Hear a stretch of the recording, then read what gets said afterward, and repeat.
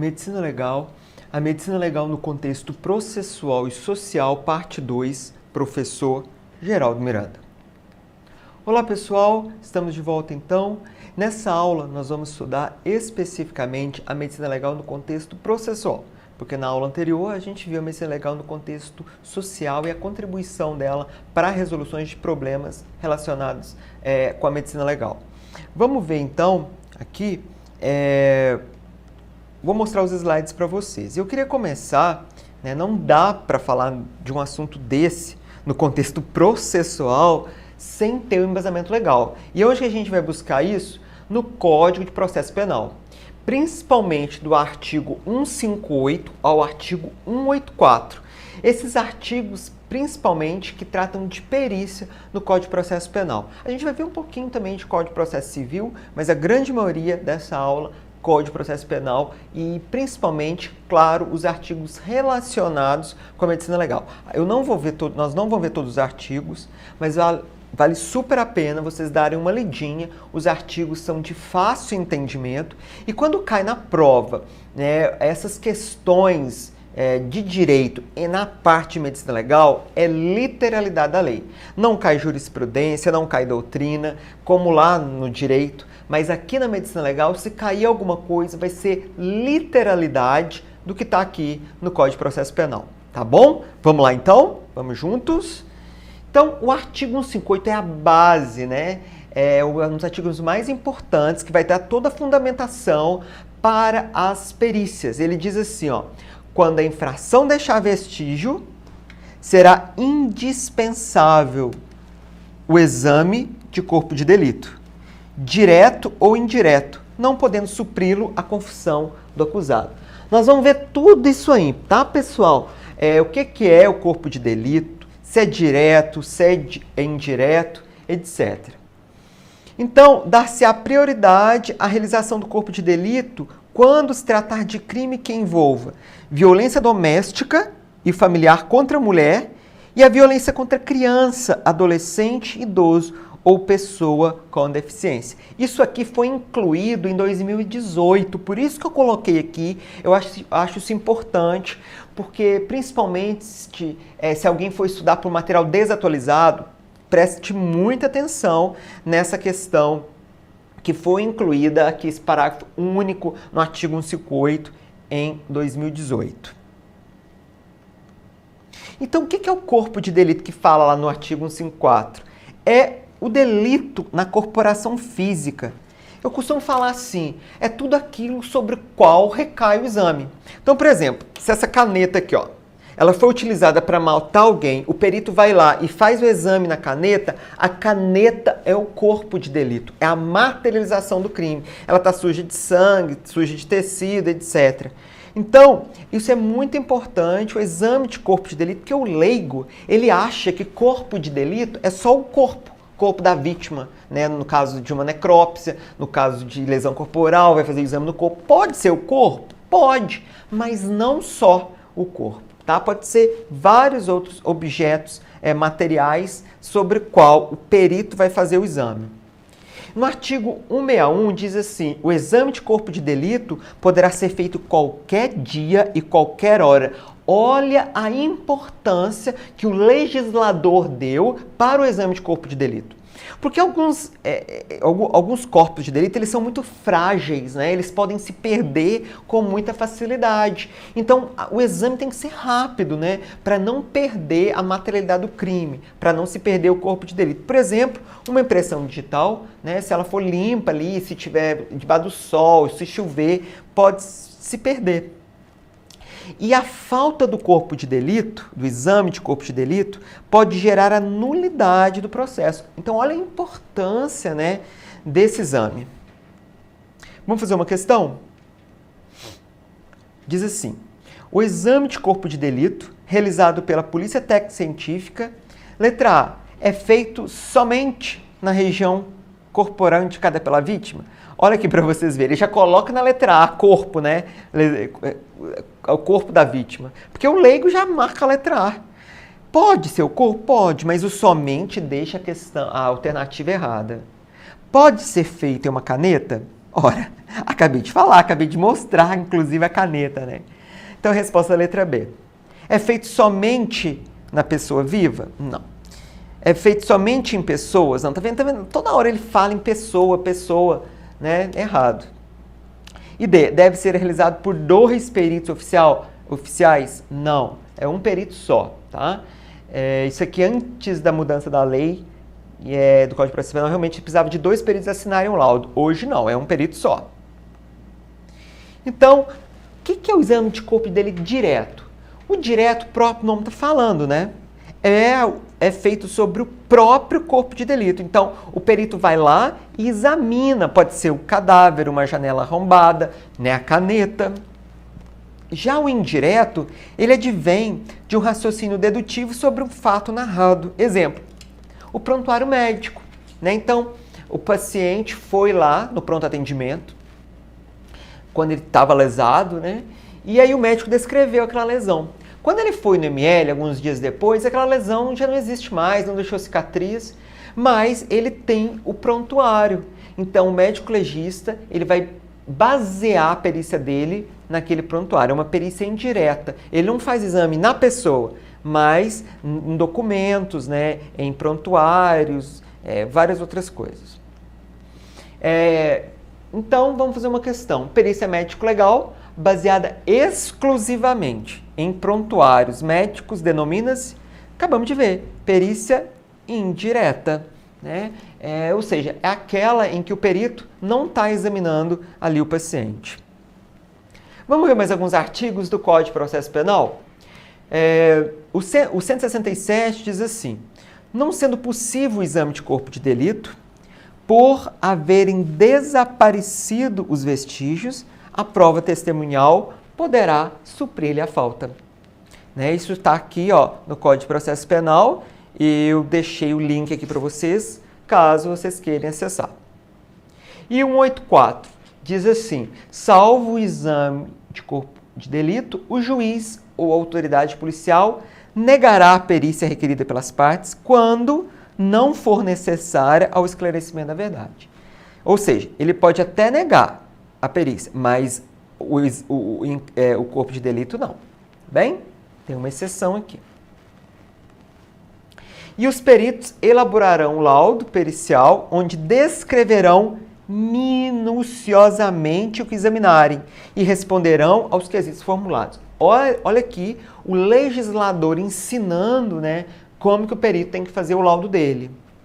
E o laudo pericial será elaborado no prazo máximo de 10 dias. Gente, prazo é super importante, porque as bancas adoram prazo. E o prazo legal aqui para entrega do laudo é 10 dias. Mas, vamos acabar de ler. Podendo este prazo ser prorrogado em casos excepcionais a requerimento dos peritos. Isso aqui, inclusive, é muito comum de acontecer, né? Porque, às vezes, o perito manda por exame toxicológico, manda o exame para balística e demora mais um pouco. E aí, então, ele pede prorrogação do prazo. Agora, vamos entrar num artigo muito específico da medicina legal, que é 162, que ele diz assim: a autópsia. Quando eu falo autópsia, necrópsia, é basicamente tudo a mesma coisa, viu? A autópsia será feita pelo menos 6 horas depois do óbito, salvo se os peritos, pela evidência dos sinais de morte, julgarem que possa ser feita antes daquele prazo, o que declararão no auto. Então o legislador colocou isso aqui para esperar 6 horas depois do óbito, né? Para não correr o risco, isso nunca aconteceu, tá? Mas não correr o risco de fazer necrópsia na pessoa viva. Mas, enfim, o Código de Processo Penal é de 1940, né? Então tem algumas coisas aqui que, né, estão bem antigas, mas a gente tem que seguir o que está na lei, tá bem? Então, 6 horas, salvo se julgar que pode ser feita antes desse prazo, ou seja, chega lá um corpo sem cabeça. Precisa de esperar 6 horas? Não precisa, né? É óbvio que pelos sinais de morte, não tem que esperar, a pessoa com certeza já está morta. E nos casos de morte violenta, bastará o simples exame externo do cadáver, quando não houver infração penal que apurar ou quando as lesões externas permitirem precisar a causa da morte e não houver necessidade do exame interno para verificação de alguma circunstância relevante. Então, olha o que está falando aqui. Então, em alguns casos, bastará o simples exame externo, não precisa abrir as cavidades, a cavidade craniana, torácica abdominal, para fazer a necrópsia interna, ok? É isso que está falando aqui. E agora a gente vai fazer uma questão relativa a esse artigo. Em relação à autópsia, assinale a alternativa incorreta. Letra A. A autópsia é o exame do cadáver humano que tem, entre outros objetivos, a finalidade de diagnosticar a causa médica da morte. Correto. Um dos principais objetivos, né, da necrópsia é esse mesmo, a causa mortis. Letra B. Na autópsia, no caso de morte violenta, o exame externo do cadáver não basta para precisar a causa da morte, sendo obrigatório o exame interno. Pessoal, isso aqui está errado, né? Porque ele está em discordância ao que diz o parágrafo único do artigo 162 que nós acabamos de ver. Por isso, a resposta é a letra B. O resto está tudo certo, né? Vamos ver. C. Na autópsia médico-legal, entre outros objetivos, busca-se diagnosticar a causa médica da morte, igual a letra A, né? O que pode favorecer a elucidação da causa jurídica.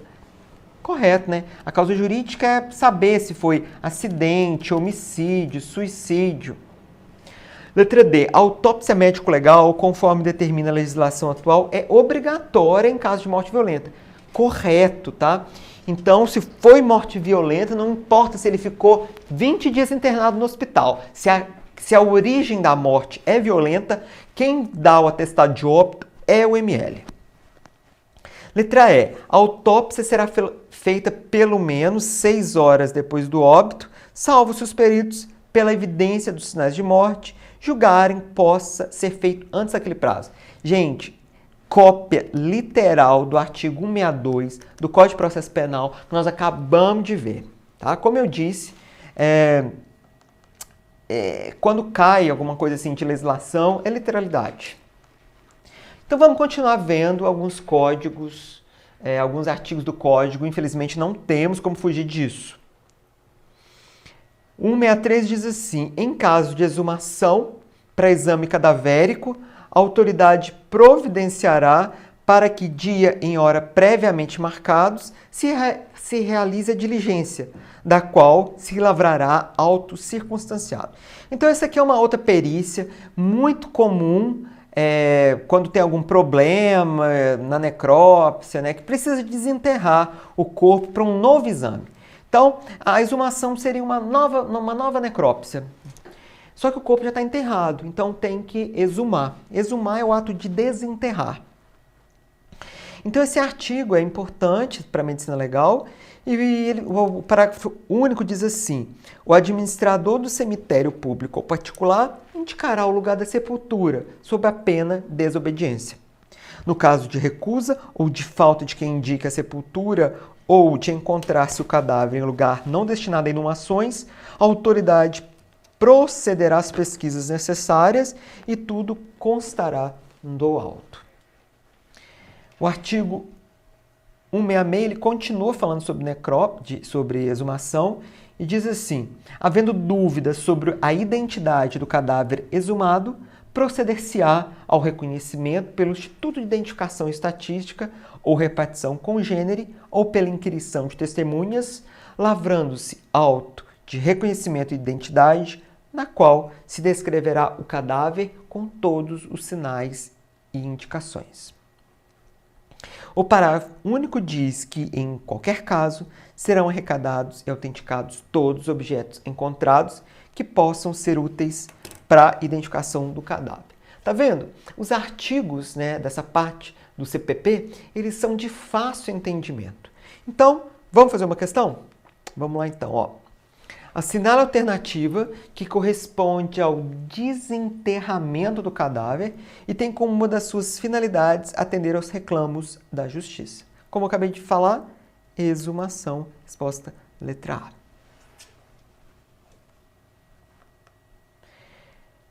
Vamos continuar falando mais alguns artigos do CPP muito ligados à medicina legal, que é 164, que diz assim: os cadáveres serão sempre fotografados na posição em que forem encontrados, bem como, na medida do possível, todas as lesões externas e vestígios deixados no local de crime. Então aqui, mais uma vez, né, o legislador mostrando como que tem que ser o laudo, como que tem que fazer a perícia, muito bem ilustrada, deixando ali todas as informações com fotografias, croquis. E aí ele continua no 65, completando o 164, e diz assim: para representar as lesões encontradas no cadáver, os peritos, quando possível, juntarão ao laudo exame, provas fotográficas, esquemas, ou desenhos devidamente rubricados. Então, esses tipos de desenhos aqui, ó, que está aí na direita do vídeo de vocês, elas são muito comuns, né? Aqui, ó, a gente traz os nomes, né, das regiões que estão numeradas aqui no corpo, para ficar mais fácil, né, do juiz entender, porque ele não tem obrigação de saber anatomia, não é verdade? Então, a gente coloca é muito comum, inclusive, colocar essas figuras de costas, de frente, mulher, mais algum detalhe ali na cabeça, tá bom? Como manda aqui o Código de Processo Penal. O 67 diz que, não sendo possível o exame de corpo de delito, por haver desaparecido os vestígios, a prova testemunhal poderá suprir-lhe a falta. Tá? A gente já viu isso aqui também. O 68 diz o seguinte: vamos entender isso aqui, ó. Em casos de lesões corporais, se o primeiro exame pericial tiver sido incompleto, proceder-se-á ao exame complementar. Não esquece essa palavra, ó. Exame complementar. Por determinação da autoridade judiciária ou policial, de ofício, ou a requerimento do Ministério Público, do ofendido ou do acusado, ou do seu defensor. O que é o exame complementar? Vamos entender. Às vezes, o periciado chega lá para fazer o exame de lesão corporal e, às vezes, a lesão ainda não está cicatrizada, né? Ainda está em processo de cura. Exemplo clássico, por exemplo, uma fratura de braço, né? Então a pessoa chega lá, ainda está engessada, etc. Só que a gente ainda não sabe como que vai ser a consolidação daquela fratura. Se vai ter algum calor, se a pessoa vai ficar com problema, se vai ficar com alguma debilidade, deformidade. Então o que a gente faz? A gente fala, ó, você tem que voltar para fazer um exame complementar. Então, o exame complementar, o próprio não está falando, ele vai complementar o primeiro exame. Só que ele tem algumas regrinhas, que está aqui no parágrafo 1º e no parágrafo 2º do artigo 68. Diz assim, ó, no exame complementar, os peritos terão presente o auto do corpo de delito a fim de suprir-lhe a deficiência ou retificá-lo. E, se o exame tiver por fim precisar a classificação do delito do artigo 129, que artigo é esse? É o artigo justamente de lesão corporal. Deverá ser feito logo que decorra o prazo, mais uma vez, já falei que prazo é importante. 30 dias contado da data do crime, da data da lesão, e não da data do primeiro exame. Isso aqui já foi questão de prova, tá? Então é isso aí, pessoal. O exame complementar, ele é feito 30 dias depois do crime, que a pessoa volta para ver se teve debilidade, deformidade, como é que está a consolidação daquela lesão. Tá bem? É isso então que está falando aqui. Gente, eu coloquei isso aqui, né, que foi incluído em 2019, né, naquele pacote anticrime do juiz Sérgio Moro, né, na época ministro da Justiça, e ele incluiu vários artigos, modificando outros, inclusive aqui nesses artigos do Código de Processo Penal. E um dos artigos assim, que foram incluídos com muito detalhe é o artigo 158-A e seguintes, que falam de cadeia de custódia. A cadeia de custódia, até então, ela não tinha legislação no Brasil. E a cadeia de custódia é muito importante, que ela vai dar integridade e idoneidade às amostras, para que não ocorra perda, desvio ou mesmo troca, né, de material. né? Então essa cadeia, por isso chama de cadeia de custódia, ela não pode ser quebrada nunca, essa corrente aqui que eu coloquei, ó. Então, já no artigo 158, ele dá a definição de cadeia de custódia, que fala assim, ó, considera-se cadeia de custódia o conjunto de todos os procedimentos utilizados para manter e documentar a história cronológica, né, do vestígio coletado. Então, assim, a cada momento eu sei com quem que estava, sob responsabilidade de quem estava aquele vestígio. Por quê? Porque a pessoa, quando ela recebe, ela tem que dar, tem que assinar, né? Tem que dar o visto ali de que ela recebeu. Em locais coletado em locais ou em vítimas de crime, né? Então, muitas vezes a gente colhe material de vítimas, né? Um projétil, sangue, urina, alguma víscera. Então, isso é para rastrear sua posse e manuseio a partir do seu reconhecimento até o descarte, até o uso final, lá quando o juiz mandar no final do processo. Por quê? Porque durante o processo ainda pode ter a contraprova, né? Então isso é muito importante. Coloquei isso aqui porque é artigo novo, relativamente novo, incluído em 2019. E aí, ele no artigo 158b, ele dá as etapas da cadeia de custódia. Eu não vou ler isso aqui não, porque isso aqui está aí, eu deixei o link para vocês. E como eu disse, esse artigo é de fácil entendimento. Então ele fala, né, que a cadeia de custódia tem as fases de reconhecimento, isolamento, fixação, né? Fixação é quando a gente coloca aquele vestígio em pontos fixos, para depois, por exemplo, uma reconstituição, caso a gente precise fazer uma reconstituição, a gente sabe exatamente onde aquele vestígio se encontrava, né? Uma outra palavra que a gente usa no meio pericial é amarração, tá? Depois o perito coleta aquele vestígio, faz o acondicionamento, né? Por quê? Porque ele vai ser transportado, que é a próxima etapa, é o transporte.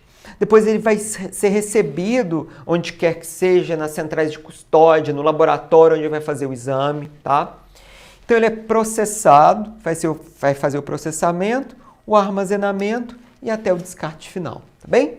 Não vou ler isso tudo aqui não, só coloquei para dar essa dica para vocês, que é um artigo novo, tá bem? Enfim, quem é o perito, né, que vai fazer todos esses exames? O perito é um apreciador técnico, né? Então essa aqui é a palavra-chave, né? Ele é um técnico, ele é um assessor da autoridade. Então, ele não vai defender nem acusar ninguém, né? Ele é imparcial, o perito é imparcial. E ele, então, vai trazer esclarecimentos técnicos para o apreciador da prova, né? Para o juiz, para o delegado. Então, ele é um técnico ou especialista que opina sobre as questões que lhe são submetidas pela autoridade policial, que é o delegado, a fim de direcionar suas investigações, ou pela autoridade judiciária, né, que é o juiz, para propiciar ao julgador formar sua convicção, né, para que ele julgue. E lá no artigo 159 diz assim: o exame de corpo de delito, já expliquei o que é exame de corpo de delito, e outras perícias serão realizadas por perito oficial, portador de diploma de curso superior. Então lembra que a gente já fez uma questão que falava que precisava de 2 peritos? Não, é um perito oficial, ok? Porque daqui a pouco vai ter um detalhe ali que vai precisar de 2 não oficiais. Mas calma, nós vamos chegar lá. Tratando-se de perícia complexa, que abranja mais de uma área de conhecimento especializado, poder-se-á designar a atuação de mais de um perito oficial e a parte indicar mais de um assistente técnico. Daqui a pouquinho a gente vai ver quem é o assistente técnico. Calma. Isso é até comum de acontecer, viu? Perícias complexas, que envolvem, por exemplo, meio ambiente, com engenharia. Então, às vezes, mais de um perito é chamado para fazer aquela perícia. E os peritos não oficiais são também chamados de perito ad hoc. Ad hoc é um termo em latim que significa para o caso. São aqueles designados pela autoridade para suprirem a falta dos peritos oficiais. Então, olha o que diz o artigo 159 do CPP, parágrafo 1º. Na falta do perito oficial, o exame será realizado por 2 pessoas idôneas. Aqui que o povo confunde, ó. Fala 2 pessoas, confunde com 2 peritos. Mas são 2 peritos não oficiais. Portadores de diploma de curso superior, preferencialmente da área específica, dentre as que tiverem habilitação técnica relacionada com a natureza do exame. Então, por que isso? Porque o legislador viu a importância, né, do corpo de delito e lá nos fins, né, dos estados onde não tem perito oficial, o exame de corpo dele tem que ser feito. E nesses casos, então, chama essas 2 pessoas idôneas aí. E os peritos não oficiais, que são esses aqui do parágrafo 1º, prestarão o compromisso de bem e fielmente desempenhar o seu encargo. Aí você vai falar assim, mas os oficiais não precisam de prestar o compromisso? Não, porque isso já é inerente à sua função. Quando você assina lá o termo de posse, né, aquelas atribuições já são inerentes ao cargo. Quais são os deveres, então, do perito? Os deveres de informação, sempre informando a vítima, né, de tudo que vai ser realizado, a vítima, o próprio autor, né, é um requisito prévio, né, o consentimento para o ato pericial. Né? Isso é importante por causa do princípio da autonomia e o princípio da liberdade, em que todo indivíduo tem, né, de escolher, né, o seu próprio caminho, né, de não produzir prova contra si, etc. Os deveres de... caneta aqui. Isso aqui eu já falei. Os deveres de atualização profissional, né, que requer que o perito um aprimoramento sempre continuado, adquirindo através de conhecimentos recentes da profissão, porque a gente sabe que novas técnicas surgem, né? Então é sempre importante ele estar em busca desses novos aperfeiçoamentos. Deveres de abstenção de abuso, isso é em relativo a tomar cautela, né? Portanto, deixar de fazer um laudo com insensatez. E os deveres de vigilância, de cuidado e de atenção no ato pericial, né? Para que ele não ocorra nenhuma omissão, né? Nenhum descaso. São essas questões que possam trazer prejuízo futuro, né, ao periciado, às partes. E ele também tem alguns direitos, né? Direito de recusar o encargo, principalmente na parte civil. O direito de proteção contra a desobediência ou desacato, quando ele está ali no exercício da função pública. O direito dos honorários periciais, né, do direito de receber, né, os honorários são pagos ali na esfera civil, também na criminal é o próprio salário, né, o subsídio ali. 4, do direito de desempenho livre da função pericial, né, ele tem que ser livre, ele tem que ter autonomia para o desempenho pericial. Do direito de reservar e prestar esclarecimentos, claro, né, às vezes o perito é chamado em juízo para prestar depoimento, esclarecimento sobre o laudo. O direito de prorrogação do prazo, nós já vimos, né, quando ele precisa de mais tempo para entregar o laudo. E direito de recorrer a fontes de informação. E aí, em 2009, foi publicada a Lei 2030, né, que deu maior autonomia ali à perícia criminal. E ela diz, lá no parágrafo 2º, é uma lei curtinha, tá? Eu deixei o link aqui, se vocês quiserem dar uma olhada, ela só tem 5 artigos. Ela diz assim, que no exercício da atividade da perícia oficial de natureza criminal é assegurada autonomia, olha que importante, autonomia técnica, científica e funcional, exigindo concurso público com formação acadêmica específica para o provimento do cargo de perito oficial. E aí ele fala quem são os peritos oficiais. Olha aqui, ó. Observado o disposto na legislação específica de cada ente a que o perito se encontra vinculado, são peritos de natureza criminal os peritos criminais, os peritos médico-legistas e os peritos odontologistas, com formação superior específica, detalhada em regulamento, de acordo com a necessidade de cada órgão e por área de atuação profissional. E os assistentes técnicos? Lembra que eu falei que eu ia contar para vocês quem são os assistentes técnicos, né? São os profissionais de confiança da parte que o indicou. Então, eles são contratados pela parte, que ele vai ajudar ali na questão da prova técnica. Eles não estão sujeitos aos impedimentos ou suspeições previstos nos nossos códigos. Porque o perito, né, que são os mesmos impedimentos e suspeições do juiz, eles são imparciais. O assistente técnico não. Ele está ali para ajudar a parte que o contratou.